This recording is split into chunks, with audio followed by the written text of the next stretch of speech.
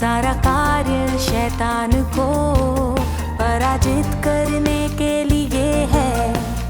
उसका समस्त कार्य चाहे वह ताड़ना हो या न्याय शैतान की ओर निर्देशित है। इसे मानव जाति के उद्धार के वास्ते किया जाता है। ये सब शैतान को पराजित करने के लिए है और इसका एक ही उद्देश्य है, शैतान के विरुद्ध बिल्कुल अंत तक युद्ध करना। परमेश्वर जब तक शैतान पर विजय प्राप्त ना कर ले तब तक कभी विश्राम नहीं करेगा। वह केवल तभी विश्राम करेगा जब वह शैतान को हरा देगा।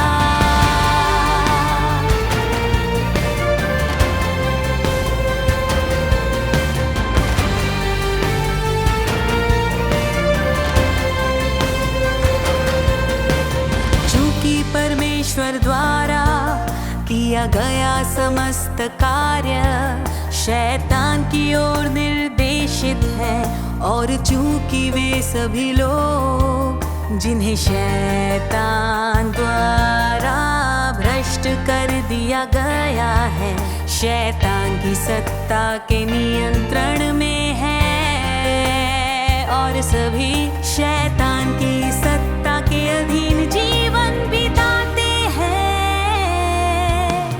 इसलिए शैतान के विरुद्ध युद्ध किए बिना और उससे संबंध विच्छेद किए बिना शैतान इन लोगों पर से अपना शिकंजा ढीला नहीं करेगा और उन्हें प्राप्त नहीं किया जा सकेगा।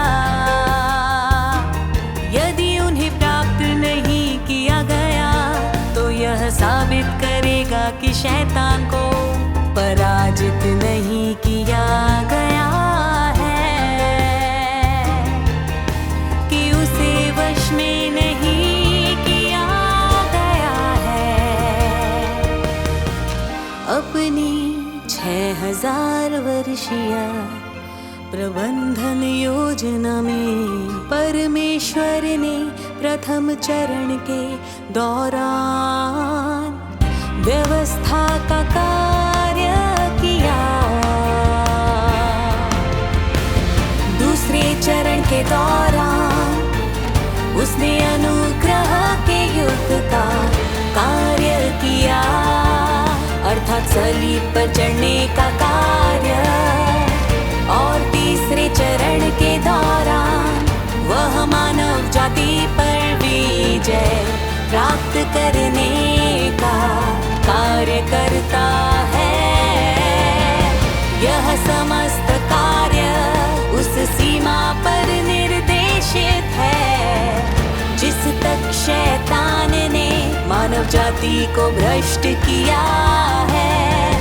ये सब शैतान को पराजित करने के लिए है और इन चरणों में से प्रत्येक चरण शैतान को पराजित करने के वास्ते है।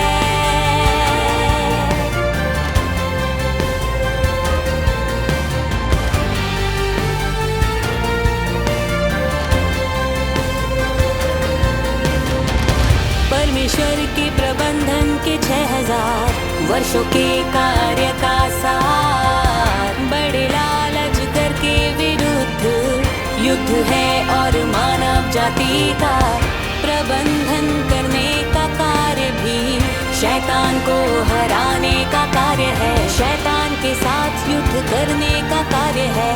परमेश्वर ने 6000 वर्षों तक युद्ध किया है और इस प्रकार उसने अंततः मनुष्य को नए क्षेत्र में लाने के लिए 6000 वर्षों तक कार्य किया है। जब शैतान पराजित हो जाएगा तो मनुष्य पूरी तरह से मुक्त